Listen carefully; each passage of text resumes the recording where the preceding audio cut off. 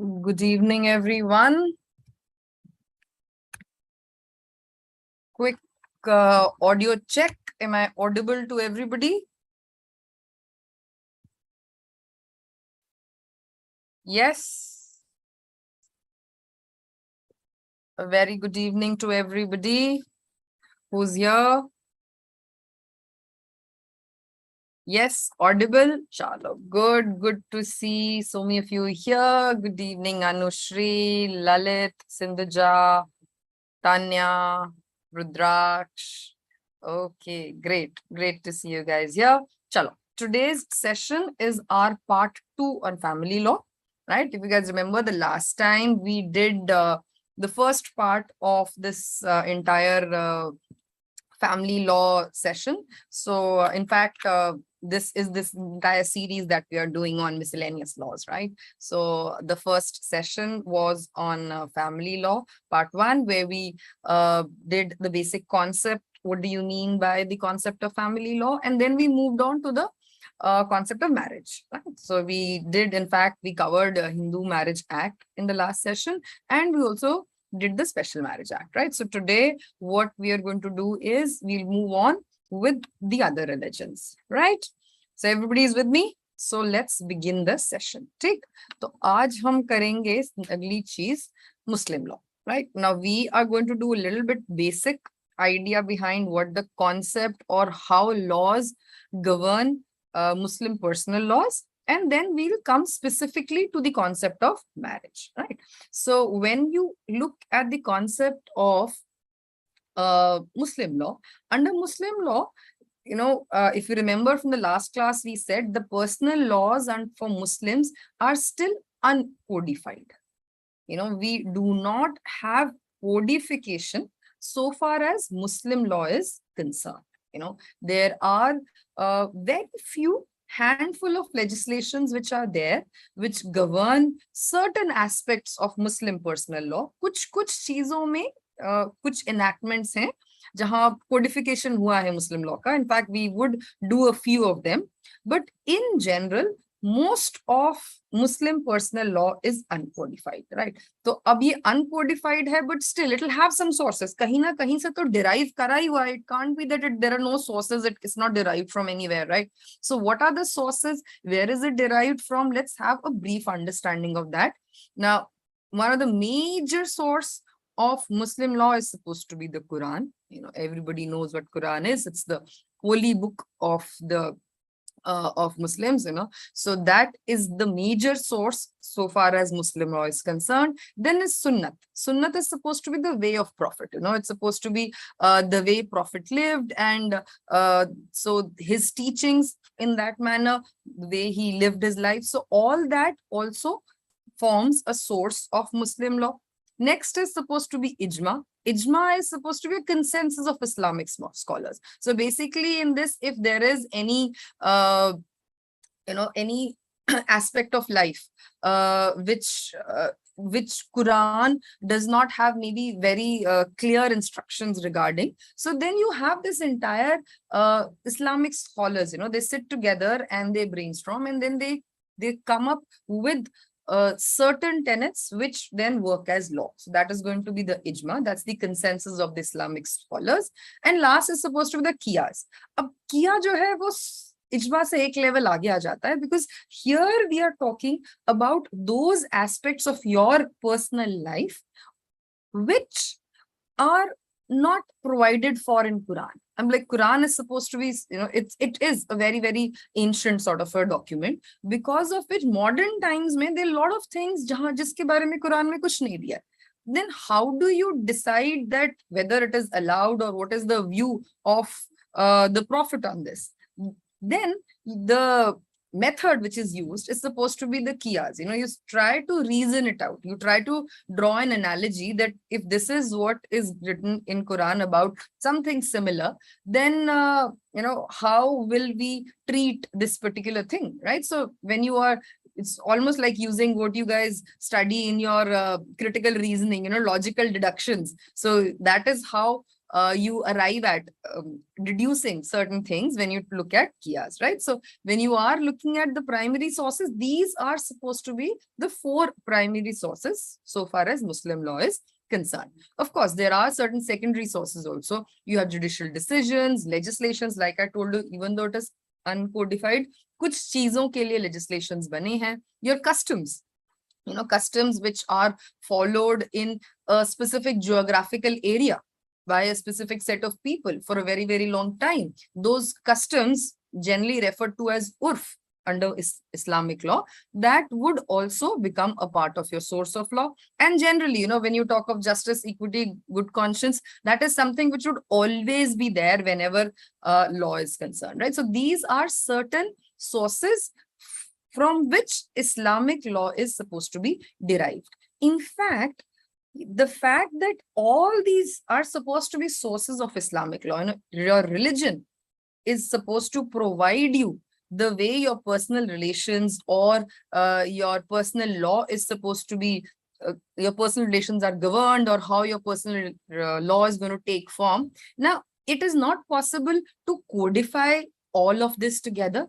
Therefore, in order to make it easier, what the government did was they passed the Muslim Personal Law Shariat Application Act.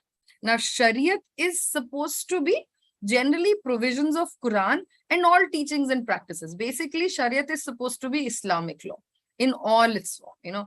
In general, whenever you ever come across Muslim law, you'd always say that, oh, Muslim law, it is sourced from the Shariat. Shariat, you're basically looking at the Islamic religion, like whether it's Quran or it's Sunnat, Ijma, Qiyas, it could be anything. In general, we refer to it as the Shariat.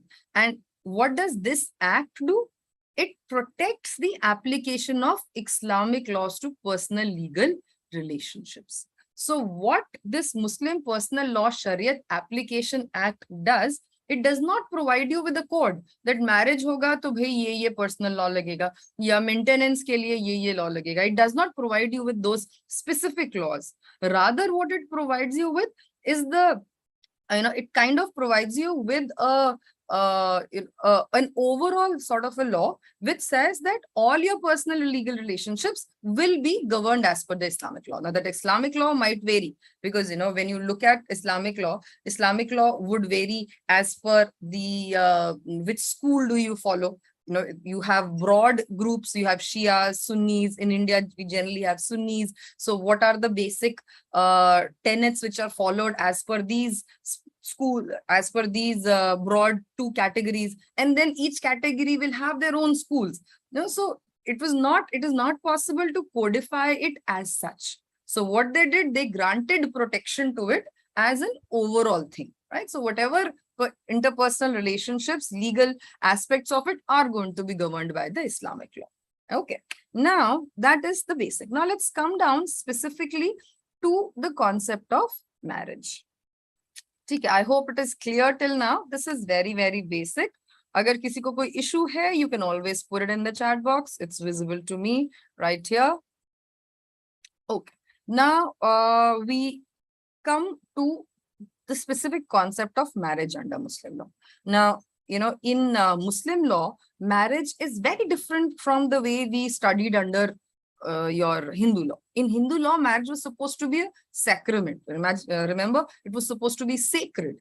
On the other hand, when we look at marriage under Muslim law, it's supposed to be in the nature of a civil contract. The basic idea behind marriage then was to ensure that there is some sort of a legitimacy given to sexual relationships. There is some, that procreation and family ties, all these things, they need some sort of a sanctity. Because at the time when Islam came into existence, there was a state of anarchy in the sense in all these personal relationships. That is why when they thought of, or when this concept of marriage was there, it was supposed to be a civil contract. It's supposed to be not just with something which has religious significance, but rather a relationship in which both the parties are given an equal right to a certain extent, right? Because when you look at marriage under Muslim law, we say it is a civil contract. like you've done in the Indian Contract Act, So the essentials of a valid contract, you will see very similar are the essentials of a valid marriage under Muslim law. Now, these are very broad essentials, okay? Every school might have a different take on it, but generally, these are the universal ones which apply. Now, the first one here is going to be ijab o kubul, meaning thereby there has to be an offer, and to that offer, there has to be an acceptance, right? So when you are talking about ijab o kubul, what you are referring to is basically there being made an offer for marriage, and along with the offer, there would be an acceptance for the same, right? So if there is no offer and acceptance, there cannot be a valid marriage, just like in a contract. Next, it says is that this has to be free. So whenever you are talking about an agreement, whenever we did contracts also, we said agreement mein kaun sa word aata hai? To agree, right? Agree is to give consent. So yahan pe bhi, when you are looking at marriage under Muslim law, this consent is something which is very, very essential. It has to be mutual, both from the side of the husband and the wife, and it has to be free, right? So there has to be free consent, mutual consent, expressed in one and the same meeting. Clear, unambiguous consent has to be given to marriage. That's another thing. Next is when you are looking at witnesses. Witnesses are again a requirement in certain schools. Like when you look at Sunnis, generally there would be 2 witnesses or more than 2 witnesses which are required to be there at the time of marriage. Whereas when you look at the Shias, there, witnesses are not really required. But generally, there might be a witness or 2 who are required. Next important thing when you look at Muslim marriage is that here the age for marriage is different. Initially it was supposed to be the age as per the Islamic law. What is given is that the age when both the bride and groom have attained puberty. Now this, in the modern context became very difficult to ascertain that, okay, whether puberty has been reached or not at the time of marriage. So to make it simpler, now law says that 15 years is the basic age which is required for a valid Islamic marriage, right? So for a Muslim marriage, the age for marriage is 15 years. This is different because normally for all the other religions and for your Special Marriage Act, the age is 18 and 21. But when you talk of Muslim law, the age for marriage here is 15 years. Okay, so this is something which is a little different. Then the next point is if the bride and groom are minor, then their guardians must be of sound mind, right? So they have to be a sound mind because then they give consent to the for the marriage of the minors. Next is the marriage should not be forbidden by Muslim marriage rules. Now there are certain rules which are there under Muslim law which forbid marriages. Like when you look at the rule regarding the Hajj period, right? So it could be like when you are on a Hajj pilgrimage, right? So at that point in time, you cannot marry anybody because that's supposed to be a pious period. If when you talk about the concept of marrying your siblings, you cannot marry your brother, you cannot marry your mother, you cannot marry your sister. So there are these certain prohibited degrees of relationships or certain circumstances specifically as per different schools wherein you cannot marry. So, so the marriage should not be prohibited under any of these kind of rules. That's another thing. And one more very, very important thing, something which is very, very different and peculiar only to the concept of Muslim law is consideration in the form of dar or meher. Anybody has any idea what this concept means? Can anybody tell me what does the word dower or meher mean? Anybody has any clue? This is a very different concept. This is something which is not prevalent in any other personal law. It's only there under the Muslim personal law. I like what Rudraksh is writing. He says male dowry. Money. Yeah. Okay. It is not dowry. Okay, dower is not dowry, right? Now, dowry क्या होता है? Dowry होता है जो husband मांगता है wife की या husband की family मांगती है from the girl's family, right? From the bride's side, from the bride's side. On the other hand, meher or dower is the other way around. ये होता है consideration that which the husband promises to give to the wife at the time of divorce. Because हम एक civil contract की बात कर रहे हैं, right? It's in the nature of a civil contract. So what is it that the husband is willing to do? Husband here consideration is in the form of dower, wherein we say that at the time of divorce, the wife would be given this X amount of money. This is in fact a way in which, rights of a Muslim woman are protected. Because under Muslim law, the husband does not need to give any reasons for giving a divorce.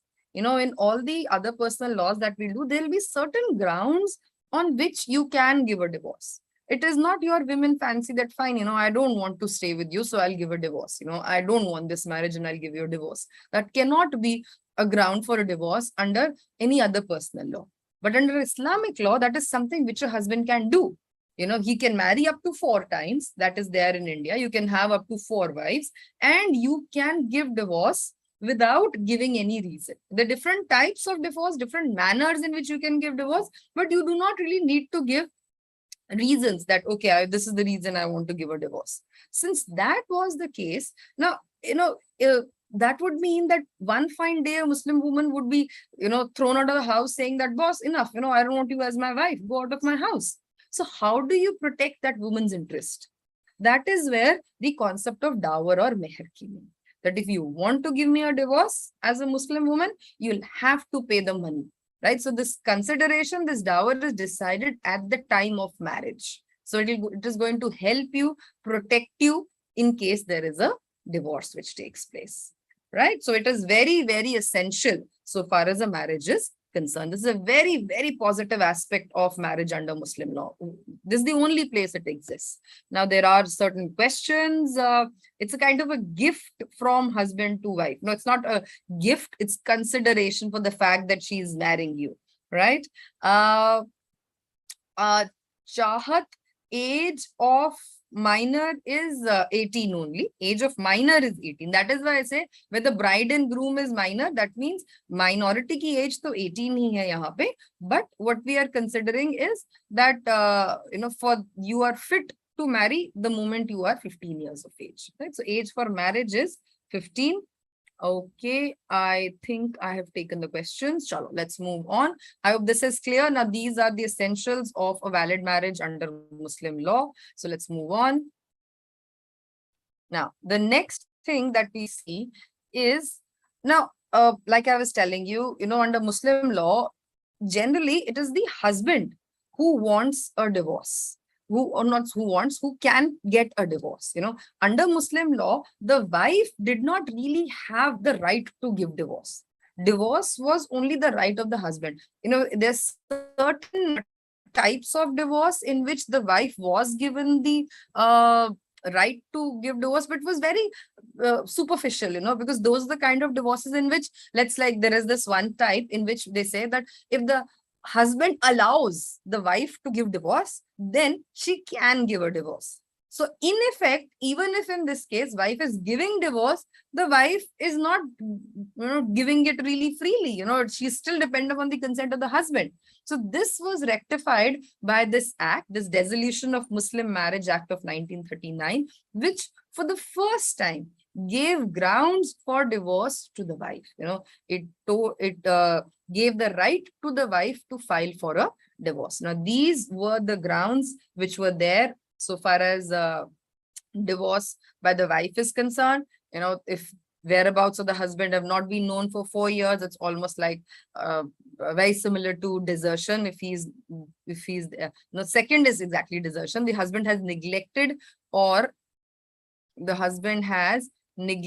failed to provide for her. This is like desertion, and also you're talking about providing maintenance, right? He has been missing for 4 years, neglected, not paid maintenance to her for so many years, has been sentenced to prison, failed to perform marital obligations, has turned impotent, insane, leprosy, virulent venereal diseases. All these were the grounds which were there, given by the Dissolution of Muslim Marriage Act, right? Prior to this, there were no grounds, but here were certain grounds which were given to Muslim life. In fact, to the extent that even cruelty was given. So this was a very positive step in favor of a Muslim woman, that even she had certain grounds for asking for a divorce, right?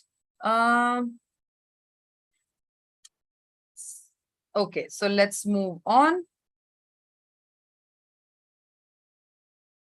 Now, in addition to this, now I was telling you there are certain legislations which have codified Muslim personal law. This is one of those important legislations which have done a certain amount of codification to Muslim law. Another one which is fairly recent is this Muslim Women Protection of Rights on Marriage Act.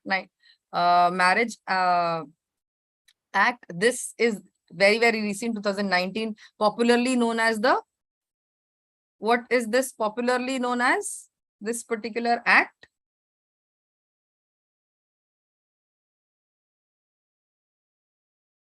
What is this popularly known as?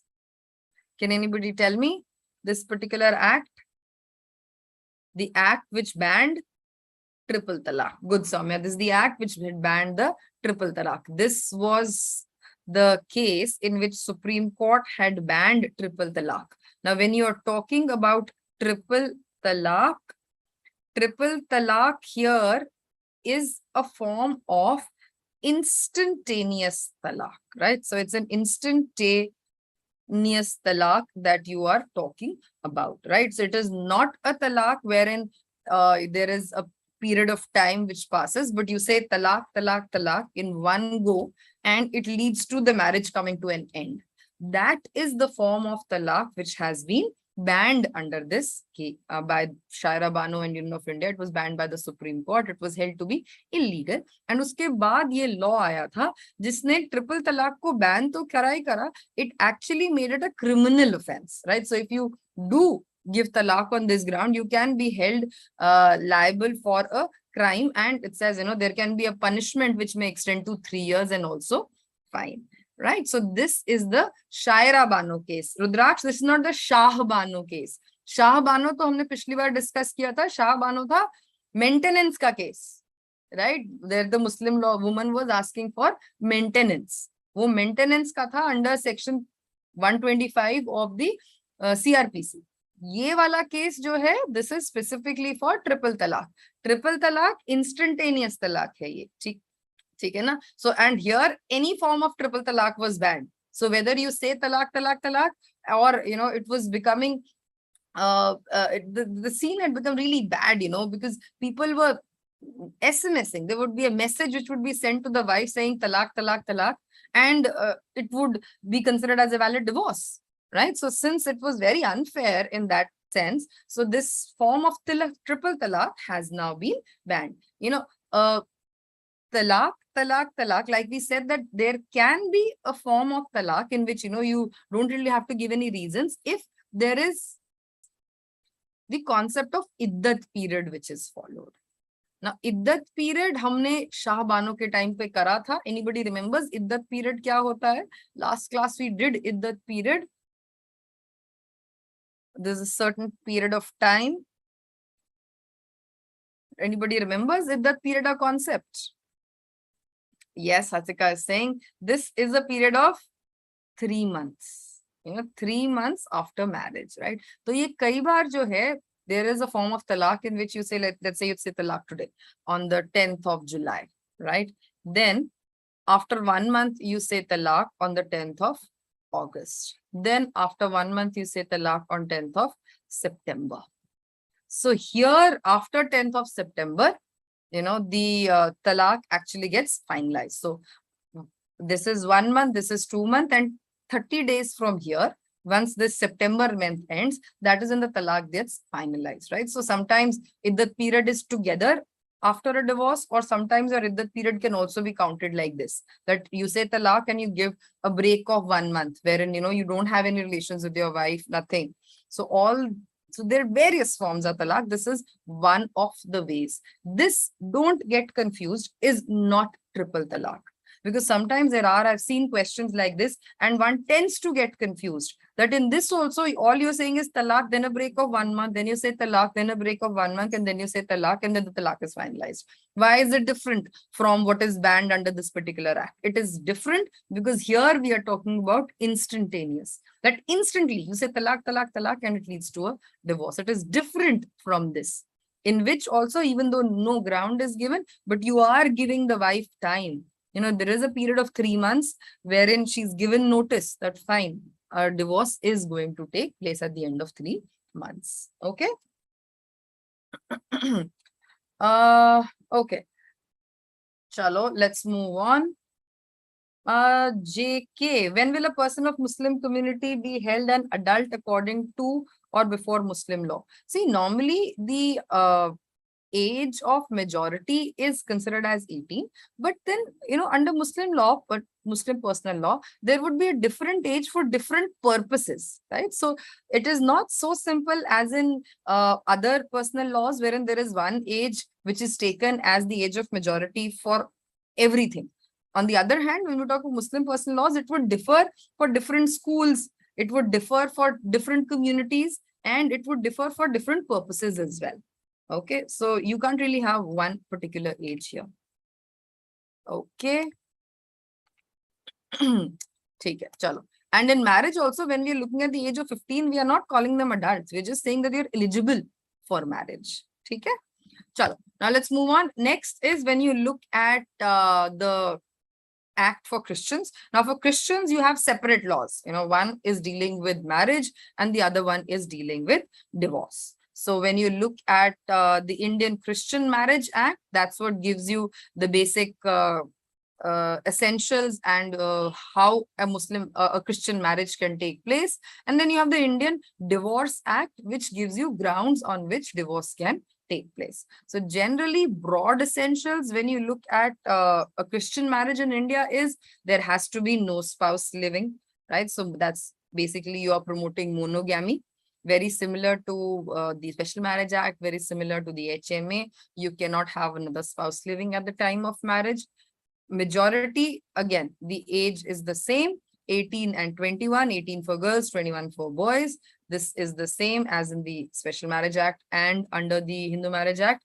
And what is different here? It says marriage in presence of a person licensed to do so. So in Christian marriages, no, you cannot just get married anywhere.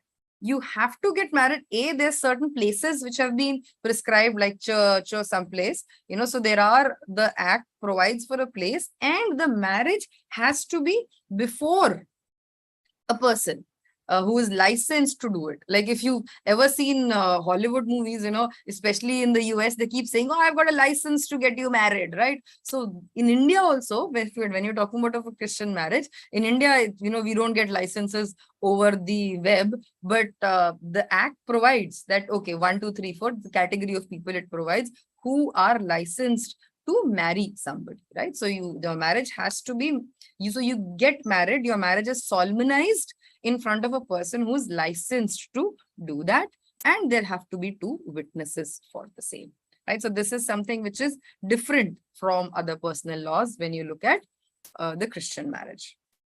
Okay, now next are what are the grounds for divorce? Broadly, Rudraksh, monogamy is no spouse living. Monogamy is no spouse living at the time of marriage, right? Because bigamy is something which is prohibited and punishable, right? So monogamy is no spouse living. Okay. Okay, then there are certain grounds for divorce. When you look at the grounds for divorce, it says husband can seek divorce on ground of adultery on the part of wife. So adultery is a ground for divorce which is available with the husband. So far as the wife is concerned, there are other grounds as well. There could be a ground that he's converted to another religion if he's been found guilty of rape, sodomy, bestiality, any of these offenses, bigamy, or adultery. So all these are included in grounds which the wife has. The husband does not have these grounds. The wife even has grounds of cruelty and desertion. Now remember, these are grounds which are available only to the wife. Husband only has the ground of adultery, and another ground which the husband has is of unsound mind. So now this is a ground which is available with both the husband and the wife, right? So the husband and the wife both can give divorce on the ground that my spouse has become of unsound mind. And of course, there can be a divorce on the ground of mutual consent, right? So both the parties agree that we do not want to continue with this marriage. That would be a divorce by mutual consent. Sodomy is a sexual offense. Okay, sodomy is a sexual offense. It is basically when we talk of, in fact, sodomy here becomes controversial now because homosexuality is something which is not a crime anymore, right? So if this becomes a ground for divorce, it could be a ground for divorce, though, but the person cannot be guilty of sodomy anymore because homosexuality is not an offense anymore, right? So that is why this ground for divorce is basically become redundant now. Right ये redundant हो गया है क्योंकि अब ये जो है इस ग्राउंड पे आपको किसी क्रिमिनल ऑफेंस के लिए you cannot be held liable, right? So this is basically about homosexuality. ठीक है? Hasika is saying atheist, which act will be followed by them? We discussed that in the last class. अगर atheist हो तो कौन सा law लगेगा? Can anybody help me out? We discussed in the last session. If you are an atheist, you say you do not belong to any, you do not believe in any religion, and you're not getting married under the Special Marriage Act, then which law would normally apply?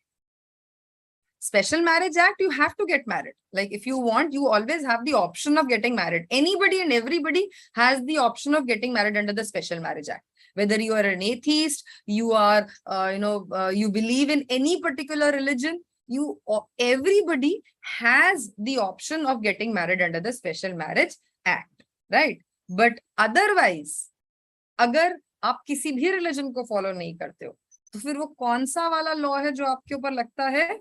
Good, Soumya. It is going to the HMA. Remember when we were defining who is a Hindu who's not a Muslim, Christian, Parsi, Jew. So somebody who's not a Muslim, Christian, Parsi, Jew is by default considered as a Hindu, right? So in effect क्या होगा कि आपको हिंदू जैसा treat करेंगे and you would be covered under the HMA, right? A negative definition. Yeah. ठीक है? Chalo. Now let's move on. I hope this is clear. This is fairly simple. Just a brief idea of what the Christian law is about. Similarly, very similar is your Parsi Marriage and Divorce Act. Right? Now this is the same act for marriage as well as divorce. Now here again, the essentials remain quite the same. Now its first essential is when it is talking about monogamy, which I'm sure it's clear, no living spouse at the time of marriage. Next is when you talk majority, the same age applies here. When you're talking about 18 and 21, then you have degrees of consanguinity. This basically refers to the fact that you should not have same ancestors. So basically, जो हमने HMA में prohibited degrees करे थे, that you cannot marry your brother, your sister, or certain close relations you cannot marry. That is something which is there under Parsis also, right? So they might have different degrees than what are there under the HMA, but still it relates to the same concept. Okay, so generally जहाँ भी degrees of consanguinity आएगा, always remember they are talking about common ancestors, कि आपके ancestors common है तो कौन से relations में आप शादी नहीं कर सकते. Okay. Next is when you talk about two Parsi witnesses. So you need witnesses here when you talk about Parsi marriage. 2 Parsi witnesses need to be there. So these are your basic essentials of a valid Parsi marriage. And always remember, ye cheez maine mention nahi kari hai, but I'm hoping it goes without saying that when you're talking about the Christian Marriage Act, both the parties have to be Christian, like the husband and wife, or the bride and the bridegroom who want to marry. Similarly, when you're talking about a Parsi Marriage Act, both the parties have to be Parsis, right? So you have to be, both the bride and the bridegroom have to be Parsis, right? So that is something which is important. ठीक? अच्छा, अब next आ जाता है आपका grounds for divorce. When you look at the grounds for divorce, in grounds for divorce, what does it say? Non-consummation of marriage after a year. That it's been a year of your marriage, the marriage has not been consummated. Consummation means there hasn't been any sexual relationship between the husband and wife, right? If it hasn't happened for a whole year, even after the marriage, that could become a ground for divorce. Unsoundness of mind. So if you are suffering from unsoundness of mind, that could also be a ground for divorce. Pre-marriage pregnancy. So if it is proved that the bride at the time of marriage was already pregnant by somebody else. So the guy she's going to marry is not the father, but there is somebody else whose child she is carrying, and the bridegroom is not aware of that fact. He is not aware that the bride is pregnant and there is somebody else's child she is carrying. Then in that case, the husband can file a case for divorce within 2 years of marriage, right? So अगर इस चीज को 2 साल हो गए हैं, उसके बाद husband को पता लगता है, then he does not have the right to divorce the wife. This right is supposed to be exercised within 2 years of marriage.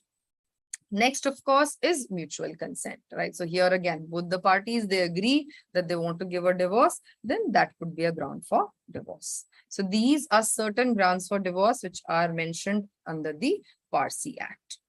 I hope these are clear. Now let's move on. Now this is so far as marriage is concerned. ठीक है, अब हमने majorly सब type की marriages को मोटा मोटा cover कर लिया है. So far as Jews are concerned, वो अनकोडिफाइड है उनका लॉ, ठीक है. तो उसमें कोई there is no act in place, there is their own customs and traditions which they follow.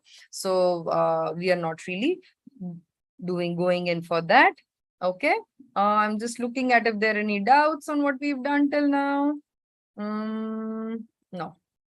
Okay, chalo, I think everybody is good. So let's move on. Then we will talk about today, the next concept we're going to talk about is going to be maintenance. Okay, we've covered marriage. The next thing that we will do is maintenance. Now, when you look at maintenance, maintenance under Hindu law is given under 3 categories.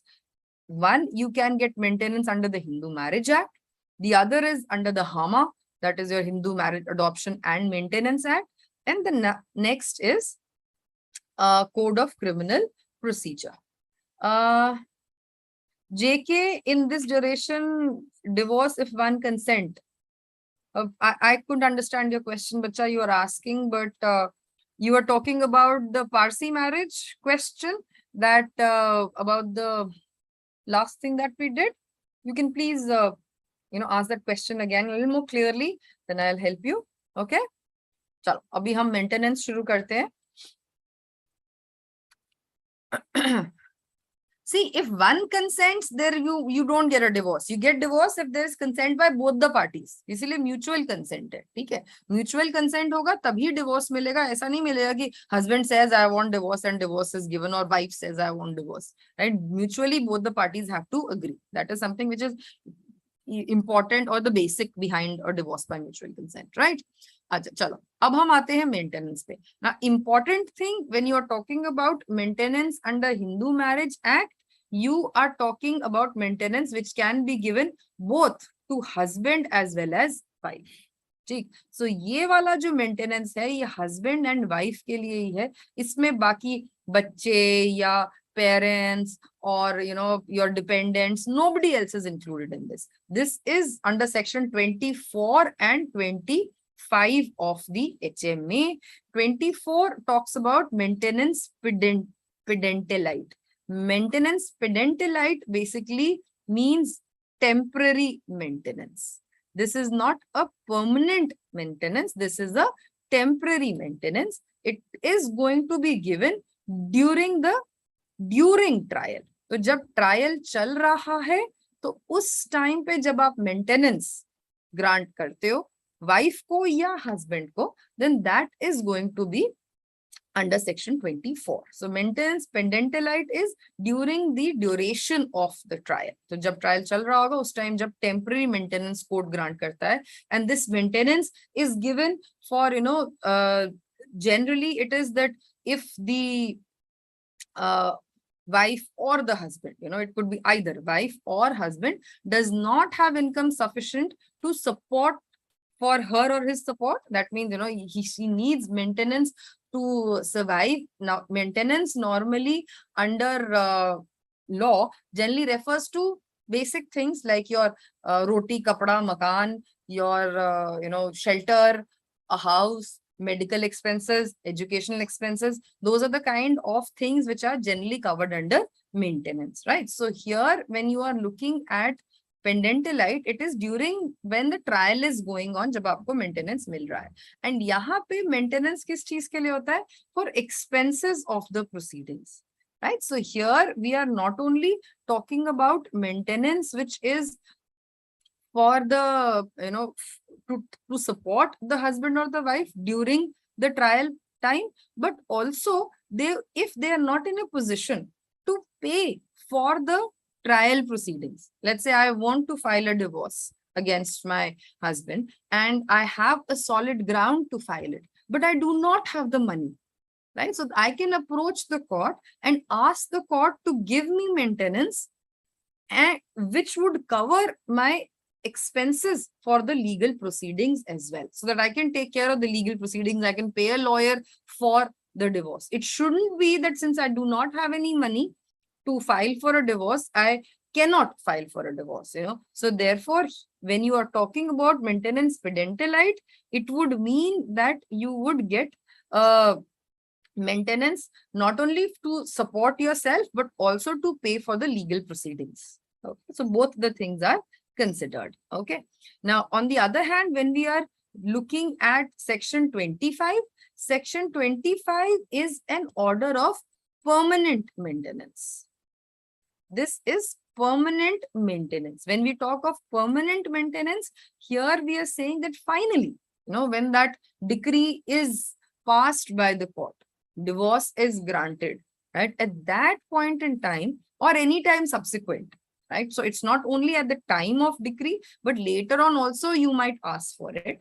When the court gives you a permanent maintenance, so this could be, जैसे बोलते हैं ना, finally पहले तो चल रहा था maintenance, वो जब तक सब जुडिस था matter, the matter was going on, there was certain amount of maintenance which was paid, and then it is at the final hearing, अब डिवोर्स ग्रांट हो गया है, अब क्या होगा? Permanent maintenance. Generally also you must have heard of the word alimony. इसके लिए alimony word भी यूज किया जाता है लॉ में. Alimony is sort of a one time maintenance which you give. So this permanent maintenance under section 25 could be a one time maintenance, जहां पे आप इकट्ठा एक ग्रॉस सम, एक वन टाइम पेमेंट करके यू नो सारा अपना रिलेशनशिप खत्म करते हो, और it could be a monthly और अ पीरियोडिक सम, राइट? सो ये दोनों में से एक हो सकता है, मंथली सम हो सकता है, और इट कुड बी क्वार्टरली और व्हाटएवर, जितना भी आप पीरियोडिकली पेमेंट करोगे, it could be in either ways, right? So but this is a permanent alimony which is granted, and but it is not supposed to be exceeding the life of the applicant, right? तो अगर मान लो husband को maintenance मिला, you know, he was the one who is seeking maintenance and wife is better off, तो wife maintenance दे रही है, तो जब तक husband is alive, only till then does the wife have to pay the maintenance. ठीक है? तो यहाँ पे husband या wife दोनों में से किसी कोई भी maintenance के लिए apply कर सकता है, right? And here the just because it is permanent maintenance, it does not mean it cannot be changed, or it cannot be varied, or it cannot be rescinded. Rescinded matlab stop, right? That can happen, you know. That is something which is open. So if the circumstances of the parties change, maybe a husband जो है वो बहुत अच्छे से कमाने लग गया, and the wife feels I don't need to pay any maintenance to him, then again I can approach the court and seek कि भाई मेरा maintenance या कम करवा दो या बंद करवा दो. So there can be a modification, there can be a recession so far as the rescinding so far as the maintenance order is concerned. Permanent का ये मतलब नहीं कि वो fix हो गया and वो अब change ही नहीं कर सकता, आप उसको change कर सकते हो. Okay. Another thing important is that when does it come to an end? If it's, let's say, a periodic or a monthly sum which I'm paying, I will stop paying it the moment my spouse gets remarried, right? So अगर मैं husband को दे रही हूँ, the moment he remarries somebody, I will not have to pay maintenance after that. It says, or has sexual intercourse out of wedlock. So if I'm paying you monthly maintenance and you have a relationship outside with a sexual relationship outside with somebody, then again, that could be a ground which I can seek to stop paying maintenance to you, right? So those are the two grounds जहाँ पे आप stop कर सकते हो, and otherwise this maintenance order can be varied. Permanent का मतलब ये नहीं है कि वो fixed हो गया है. It can be changed. Okay. The money will be provided by the husband or the wife. Tanvi, why will the money be provided by the court? Maintenance जो है वो तो या मतलब whoever, if as a wife you are filing, right, then the husband will have to provide. The court will ask the husband. The court will pass an order wherein it will order that the husband has to pay this maintenance to the wife, right? So, or the other way around. It could be, husband or wife, either of them. Okay. Okay. Now, there was this question. Let me just take these two questions. Ayushi is saying, ma'am, for every religion, the time duration for pre-marriage pregnancy is 2 years. No, bacha, that's only for Parsis. For different, it might be different. ये हमने Parsi के बारे में पढ़ा था. You tell 4 validation on ground of divorce in Parsi. I'm asking if any of them, like mutual consent, happens, then will it consider divorce or all should? No, those are separate grounds for divorce. JK. No, they are separate grounds. Okay. So you would have one ground for marriage, one ground for, no, one ground was, let's say, whatever those different grounds were. So, not consummation and all those things. So separate grounds honge, to alag-alag hoga. Okay? Okay. Chalo. So this was maintenance under the Hindu Marriage Act. Okay. Hasika is saying we have another session with Nikhil sir at 8. Huh? So you want me to wind up quickly? I was thinking we will finish maintenance today. Now, we will finish this part, so vis-a-vis maintenance. Okay. Now, when we look at maintenance under the HAMA, that's your Hindu Adoption and Maintenance Act. Now, this act specifically deals with adoption and maintenance. So here, what is included in maintenance would be your things like food, clothing, residence, education, medical attendance, and treatment. So your medical expenses, education, and your roti, kapda, and makan. Okay. So roti, kapda, and makan plus education and medical expenses is what is included under maintenance, right? So jab aap maintenance ki baat kar rahe ho, all this is something which you can ask for. The other thing which you can ask for, if it's your unmarried daughter, then certain wedding marriage expenses which are reasonable, that's another thing which you can ask for. Right. Next is who can claim maintenance. Who can claim maintenance here? Husband cannot claim maintenance. ठीक है, ये एक important चीज है जो हमेशा याद रखना. हामा के अंडर husband को maintenance नहीं मिलता है. Husband को maintenance सिर्फ HMA के अंडर मिलता है.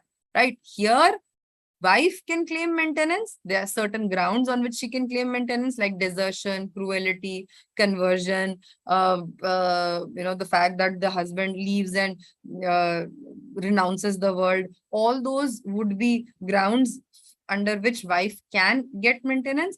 And the Hama is, it is that way it's really good because it includes another ground which says any other cause. So it is not a limited number of grounds जिसके ऊपर wife को maintenance मिलेगा. The wife can get maintenance even on any other cause, right? So this is another thing which you keep in mind when you're looking at maintenance the Maintenance Act, the HAMA 1956, right? Not just these grounds, this is an inclusive sort of a thing. Next is who can claim maintenance would be a widowed daughter-in-law, right? So you have a daughter-in-law who's widowed. So normally it is the husband, your son, who would have been under the task of providing maintenance, but yahan pe even you might have to provide maintenance to her. Okay. Next is mother and father. Basically, you're referring to your parents. If they are aged, they are infirm, or they are not able to provide for them. So it is not essential that when parents are claiming maintenance, they have to be aged or infirm. Even if they are perfectly fine, but they're still not able to maintain themselves, then they can claim maintenance. यहाँ पे ये और conditions हैं and conditions नहीं है. Next is children.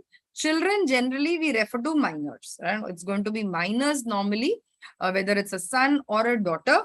But an unmarried legitimate daughter and unmarried illegitimate daughter, if they are not able to maintain themselves, they can file a case for maintenance, right? And similarly, even a married daughter, if she's unable to maintain herself, she can file a case for maintenance. So children में important चीज क्या है? Normally minor होना चाहिए. Girls के case में it could be either ways, depending. Even a major if she's unmarried.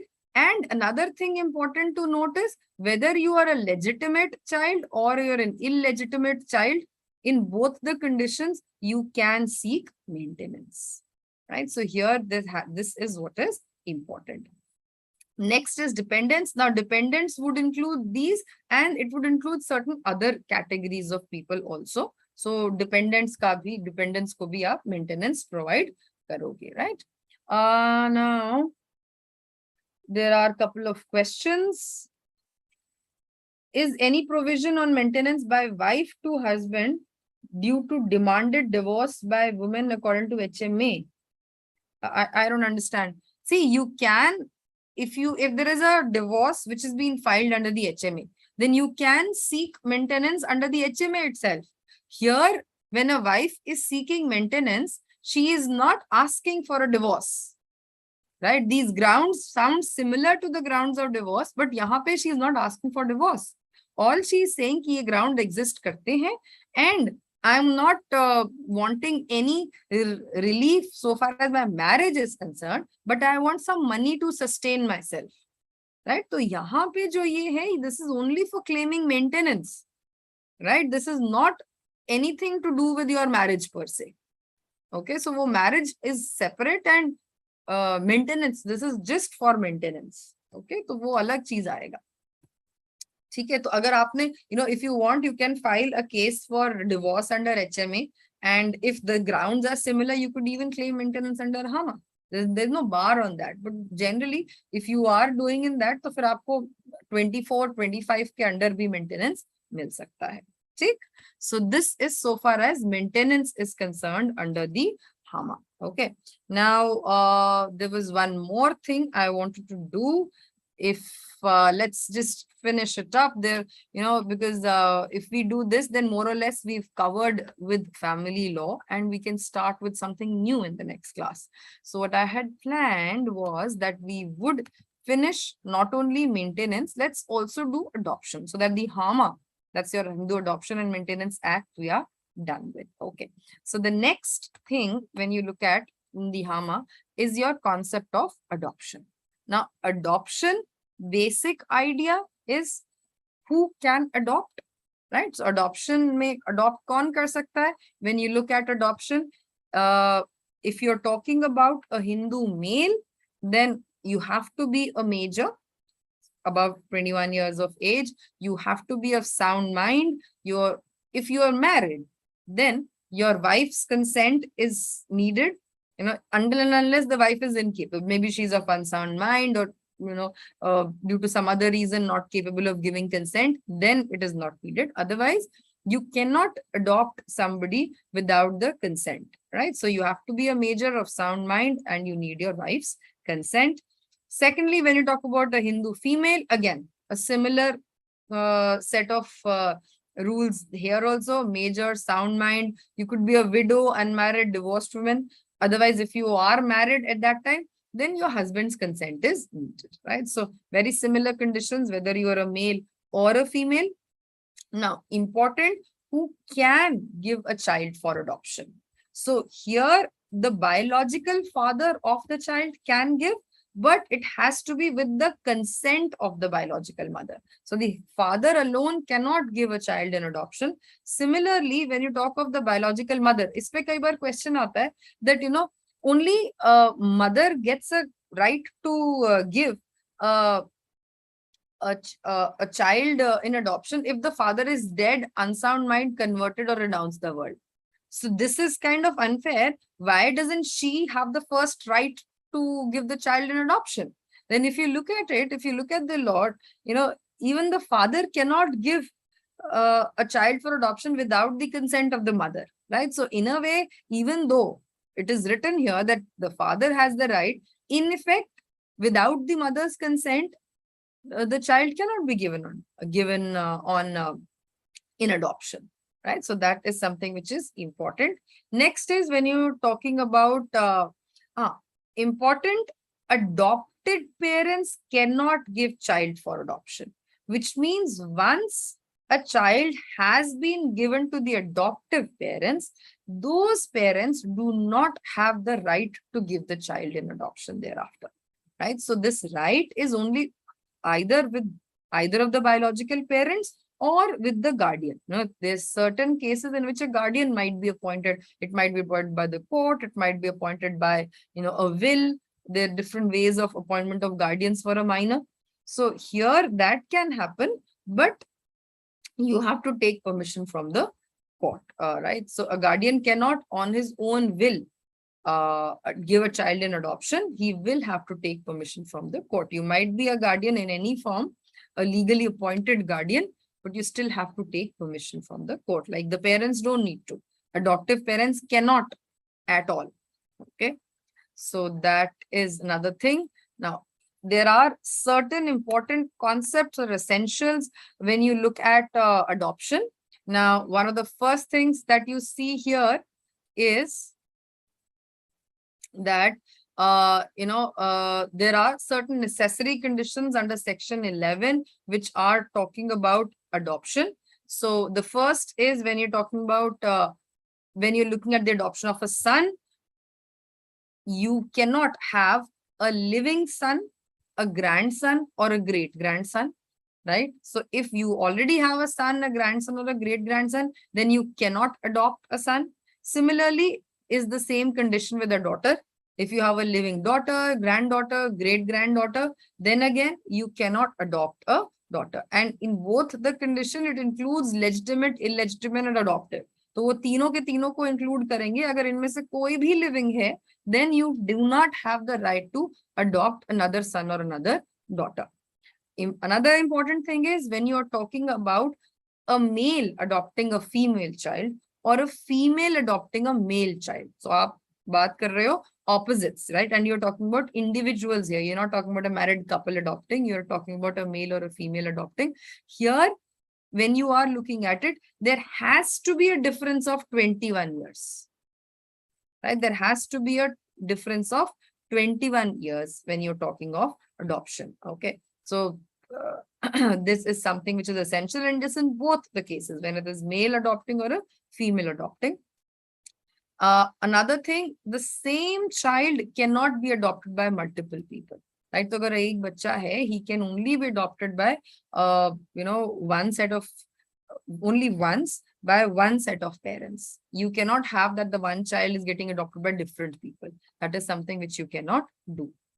Another important thing is, this has to happen with the intention to transfer the child from the biological family to the adoptive family, right? So when you are talking about adoption, there has to be an intention, not only that that child is being given, but the entire, whatever relations the child has with the biological family, they are actually cut off, and you have to now give the child to the adoptive family. So he becomes a part of the adoptive family. So basically, बोलते हैं कि भाई जितने आपके prior relations थे, जो biological parents की वजह से थे, all those relations come to an end, and instead they are what is put in place of them is your relationships with your new family, right? Your adoptive parents. Now, then apart from this, you have this concept of what are the effects of adoption. इसके ऊपर बहुत बार आपके questions भी आते हैं, right? Okay, Hasika is saying it simply means कि if you have a daughter or a son, and you are her guardian, then you cannot adopt. No, if you are a guardian, you can adopt. There is no bar in adoption by the guardian, but you'll have to take permission from the court, right? In fact, as a guardian of a child, you can adopt the child also. But like if you are giving him adoption to a stranger, or you are taking him adoption yourself, you will have to take permission from the court. Okay? Can a married male adopt? Yes, a married male can adopt, right? With the consent of the wife. तभी तो वहां लिखा था, a male can adopt with the consent of the wife. अगर unmarried हो तो आप adopt कर ही सकते हो, अगर married हो तो फिर wife की consent से करोगे, तो दोनों तरीके से कर सकते हो. As a married male, as an unmarried male, you can adopt. Okay. Okay. Now, when you look at the effects of adoption, adoptive child will be treated like a child for all purposes, right? So basically, you will have the same right as that of, as a regular child, as a biological child, which you would have had. So adoptive child will have all those parental rights and obligations. So as parents also, you'll have similar rights and obligations. And as a child also, you'll have similar rights and obligations, right? And, wherever, when you're talking about legally, anywhere, when you're referring to this person as a child, an adopted child will be on the same footing as a biological child. Okay. Even though now you leave the birth family, but one thing which continues is going to be the fact that the prohibited relationships which are mentioned the HMA, right? Hindu Marriage Act mein there are prohibited relationships, that you cannot marry your sister, your uncle, your mother, your father. So those will continue to apply even though you have been given in adoption, right? So यहाँ पे जो आपके biological parents के साथ ये वाले जो prohibited relations, Pinder relationships थे, these will continue to apply when you are talking about even after adoption. Okay. Another thing is that they will not have any rights in the birth family. Once that is over, then from the birth family, you do not have any rights. Okay. And so basically, once you are adopted, your rights, so far as your original biological family is concerned, that comes to an end. And instead, in the new family, you get your rights. Okay. Then there are just these last two things that we look at. First is that no cancellation of valid adoption. This is important. Once you are adopted, once you have adopted a child, neither can the child say that these are not my adoptive parents, I don't want them, nor can the parents say that, we don't want this child. Adoption is final. You cannot undo it. Okay. And last important thing is that when we say prohibition for payment, right? So any kind of payment by either of the parties, the person who's taking the child in adoption or giving in adoption, you cannot have any monetary or non-monetary payments, right? This is something which is being held illegal, right? So this is where we come to an end with the HMA. Okay. So today's session basically comprised of your basics of Muslim law. We did marriage, we in fact wrapped up marriage, and we did the concept of maintenance under Hindu law, right? So I hope this session was informative. These are concepts which do come in your exams quite often. Adoption is something which you see. If you've seen PYQs, these concepts have come in, right? And we have seen HMA coming in the last 2 years. So all these similar concepts become very, very important, right? Chalo, then we will call it a day here. And thank you so much, all of you, for being here. And next Thursday we'll meet again with a new concept under miscellaneous laws. Okay. Thank you so much, everybody. And like I always say, we are Clat Possible. And if I think if you haven't come across us, if you're not following us on YouTube, please do follow us, do like the video. If you like it, give us a thumbs up. And thank you so much. And we are continuing our journey on miscellaneous laws. So every Thursday, we are going to meet. So I hope to see you the next Thursday for another session on miscellaneous laws. Okay, thank you so much. Bye-bye.